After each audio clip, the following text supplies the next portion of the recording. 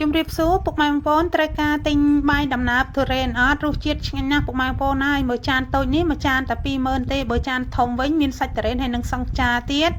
មួយចាននេះខ្ញុំលក់40000រៀលពុកម៉ែបងប្អូនហើយរសជាតិទុរេនធម្មជាតិនេះដាក់ជាមួយបាយដំណើបសង់ខ្យានេះរសជាតិឆ្ងាញ់ណាស់ពុកម៉ែបងប្អូនហើយនេះខ្ញុំសុំទោសនេះខ្ញុំនិយាយលេងទេថ្ងៃនេះខ្ញុំអត់បានធ្វើលក់ដូរអីទេនេះខ្ញុំធ្វើយកទៅប្រកេនព្រះសង្ឃទេពុកម៉ែបងប្អូនហើយក៏ថតបង្ហាញបងប្អូនរៀបរាប់លេងសាច់អីចឹងណាពុកម៉ែបងប្អូនមើលតំណងគួរឲ្យចង់ញ៉ាំអត់នេះបាយដំណើបសង់ខ្យាទុរេនសាច់ទាំងដុំតែម្ដងពុកម៉ែបងប្អូនហើយក្លិនវិញឡើងឈ្ងុយឈ្ងប់ហ្មងណាដំបូងនេះខ្ញុំមានសាច់ទុរេន1គីឡូហើយនឹងមានពងទាពងមាន់ខ្ទិះដូងនិងក៏ដំណើប4គីឡូហើយមានស្ករសទុកសម្រាប់ដាក់ដែរហើយមានស្ករត្នោតមានដកគោខាប់មានអំបិលអញ្ចឹងណាគ្រឿងក្រៅមានប៉ុណ្ណឹងហើយស្ករនេះខ្ញុំដាក់ស្គួរសិនបើអត់ផ្អែមអានេះខ្ញុំដាក់ស្ករសដំបូងនេះខ្ញុំត្រូវគោះពងទាសិនពងទាហើយនឹងពងមាន់ហ្នឹងវាចូល45គ្រាប់នេះខ្ញុំធ្វើរៀងច្រើនដែរថ្ងៃនេះដោយសារចង់យកទៅប្រគេនព្រះសង្ឃឲ្យបានច្រើនអង្គណានេះខ្ញុំចាប់ដើមគោះពងទារួចរាល់អស់ហើយក៏ចាក់សាច់ទុរេននឹងចូលហើយក៏យកគ្រាប់វាចេញឲ្យស្អាតអស់ទៅហើយក៏ច្របាច់វាសាច់ទុរេនថ្ងៃនេះអត់សូវចូលល្អទេពុកម៉ែបងប្អូនដោយសារទុរេនត្រូវទៅតែទុំអញ្ចឹងណាហើយដល់ពេលនេះខ្ញុំយកមកធ្វើបង្អែមនេះវារៀងអត់សូវចូលអញ្ចឹងធ្វើអត់សូវឆ្ងាញ់ដែរទេដល់អញ្ចឹងនេះខ្ញុំច្របាច់វាអត់បែកក៏យកទៅក្លុកបន្តិចហើយក្លុករួចហើយក៏យកស្ករត្នោតហ្នឹងមកច្របាច់ចូលជាមួយទុរេនហ្នឹងហើយទុរេនដាំខ្លួនឯងចេះធម្មជាតិចេះពុកម៉ែបងប្អូនហើយឈ្ងុយខ្លាំងណាឈ្ងុយមែនតែនហ្មងណាហើយនេះខ្ញុំអត់ធ្វើទឹកទុរេនទេពុកម៉ែបងប្អូនធ្លាប់ញ៉ាំបាយដំណើបទឹកទុរេនអត់ធ្វើទឹកទុរេនក៏ឆ្ងាញ់ដែរតែថ្ងៃនេះចង់ធ្វើសង្ខ្យាវិញរសជាតិមិនខុសគ្នាប្រហែលទេឆ្ងាញ់បែបម្យ៉ាងម្នាក់ទេឥឡូវនេះច្របាច់ពងទាហើយកូរពងទាឲ្យបានម៉ត់ខៃចូលគ្នាហើយក៏យកវាមកច្រោះឲ្យអស់កតិចចឹងទៅបន្ទាប់ពីនេះខ្ញុំច្រោះបានស្អាតអស់ហើយនេះខ្ញុំក៏ចាប់ផ្ដើមលាយគ្រឿងផ្សំផ្សេងទៀតហើយធ្វើបង្អែមថ្ងៃនេះពុកម៉ែបងប្អូនធ្វើបានច្រើនចានណាហើយឥឡូវនេះខ្ញុំចាក់ពងទាច្រោះឲ្យបានស្អាតអស់ហើយក៏យកម្សៅឆាបន្តិចប្រហែលជា2ស្ព្រាហ្នឹងយកមកកូរជាមួយទឹកដាក់ចូលហើយបន្ទាប់មកទៀតនេះខ្ញុំដាក់ជាមួយខ្ទិះដើមហ្នឹងចូលបន្តិចទៀតហើយបន្ទាប់ពីដាក់ខ្ទិះដើមចូលហើយនេះខ្ញុំដាក់ជាមួយដោះគោខាប់ប្រហែលជាមួយកំប៉ុងលើសបន្តិចពុកម៉ែបងប្អូនដាក់ទៅដើម្បីមានរសជាតិកាន់តែឈ្ងុយនេះខ្ញុំក៏បន្ថែមជាមួយអំបិលបន្តិចដើម្បីមានរសជាតិឆ្ងាញ់ពេលដែលនេះខ្ញុំដាក់ស្ករត្នោតចូលហើយវារៀងស្ទើរផ្អែមនេះខ្ញុំថែមស្ករសប្រហែលជាមួយកូនវែកតូចចូលទៀតហើយឥឡូវនេះកូរឲ្យបានរលាយសព្វចូលគ្នាហើយឥឡូវនេះរៀបចំយកវាទៅដាក់ចំហុយឲ្យបាន2ឆ្នាំងធំតែម្ដងពុកម៉ែបងប្អូនថ្ងៃនេះសង្ខ្យារបស់នឹងខ្ញុំបានច្រើននេះខ្ញុំធ្វើប្រកេនលោកផងហើយ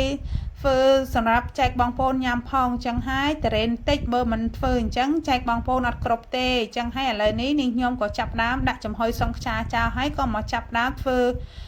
ខ្ទិះសម្រាប់ស្រោចទៅលើបាយដំណើបហ្នឹងនេះខ្ញុំក៏ដាក់ខ្ទិះហើយដាក់ជាមួយអំបិលចូលបន្តិចដើម្បីឲ្យវាមានរសជាតិឆ្ងាញ់ហើយក៏បន្ថែមជាមួយម្សៅឆាប្រហែលជា2ស្ព្រាលាយជាមួយទឹកកូរចូលហើយនេះខ្ញុំបន្ថែមជាមួយខ្ទិះដើមបន្តិចទៀតហើយនេះខ្ញុំអត់យកខាប់ពេកទេពុកម៉ែបងប្អូននេះខ្ញុំយកមកល្មមទេយករៀងរាវណាអ្នកខ្លះគាត់ចូលចិត្តយកបែបខាប់តែនេះខ្ញុំចូលចិត្តរាវអញ្ចឹងហើយនេះខ្ញុំអត់យកខាប់ទេឥឡូវនេះខ្ញុំក៏ចាប់ផ្ដើមមកមើលសង្ខ្យាវាបានជិតឆ្អិនហើយនេះខ្ញុំក៏មកដាក់ចំហុយមួយឆ្នាំងទៀតនៅក្នុងផ្ទះចំហុយមួយឆ្នាំងធំមុននោះនៅខាងក្រៅផ្ទះឥឡូវនេះខ្ញុំមកមើលហ្នឹងឃើញវារៀងឆ្អិនហើយនេះខ្ញុំក៏ដកវាឡើងហើយនេះខ្ញុំមកដាក់ងំភ្លើងដើម្បីដុតវាតិចតិចឲ្យវាមានក្លិនឈ្ងុយមួយឆ្នាំងមួយទៀតចំហុយអត់ដាក់ដុតទេឆ្នាំងដែលនៅខាងក្រៅផ្ទះហ្នឹងនេះខ្ញុំចំហុយឆ្អិនហើយក៏ដាក់ងំភ្លើងបន្តិចដើម្បីវាមានក្លិនឈ្ងុយនេះខ្ញុំចូលចិត្តធ្វើអញ្ចឹងពុកម៉ែបងប្អូនសង្ខ្យាហ្នឹងវាមានក្លិនឈ្ងុយខ្លាំងពេលដែលយើងយកទៅងំជាមួយភ្លើងណាហើយនេះខ្ញុំក៏រៀបចំលាងអង្ករត្នោតហ្នឹង3-4ទឹកឲ្យស្អាតទឹកថ្លាទៅនេះខ្ញុំក៏ដាក់ត្រាំវាចោលមួយយប់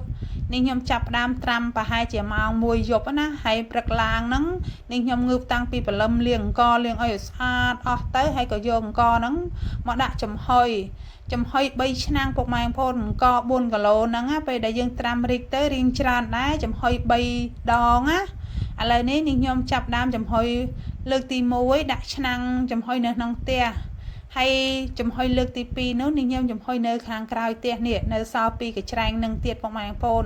ហើយនេះខ្ញុំចោះវាប្រហោងអញ្ចឹងដើម្បីពេលដែលយើងចំហុយទៅចំហាយទឹកវាចូលមកវាលះឆ្អិនជ្រាបបានសពសាច់កង្កណានេះខ្ញុំដាក់ចំហុយចោលហើយក៏មកចាប់ផ្ដើមកដៅទីដូងពេលដែលនេះខ្ញុំធ្វើពីល្ងាចនោះ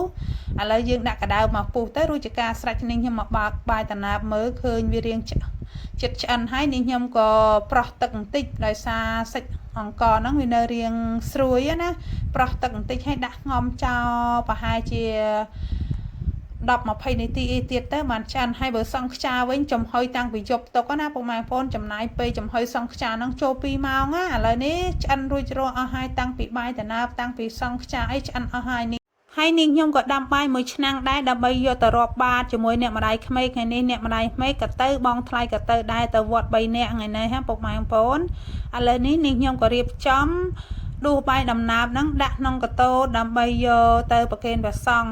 ហើយបាយដំណើបមួយចាននេះនាងខ្ញុំគ្រាន់តែដាក់បង្ហាញបងប្អូនថាបាយដំណើបសង់ខ្យាតរ៉េននេះពិតជាមានរសជាតិឈ្ងុយឆ្ងាញ់មែនពុកម៉ែបងប្អូនក្លិនវិញលោកឈ្ងុយតែម្ដង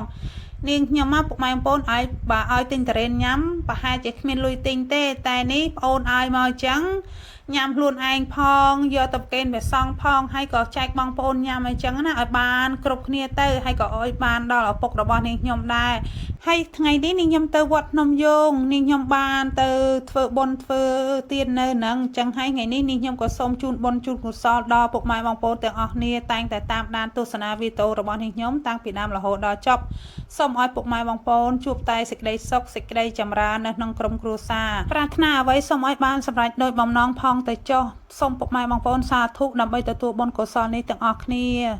ហើយនាងខ្ញុំថ្ងៃនេះក៏មានតែប៉ុណ្្នឹងដែរវីដេអូរបស់នាងខ្ញុំក៏បានមកដល់ទីបញ្ចប់នាងខ្ញុំក៏សូមជូនពរឲ្យពុកម៉ែបងប្អូនមានសុខភាពល្អនាងខ្ញុំក៏សូមអរគុណបាយបាយ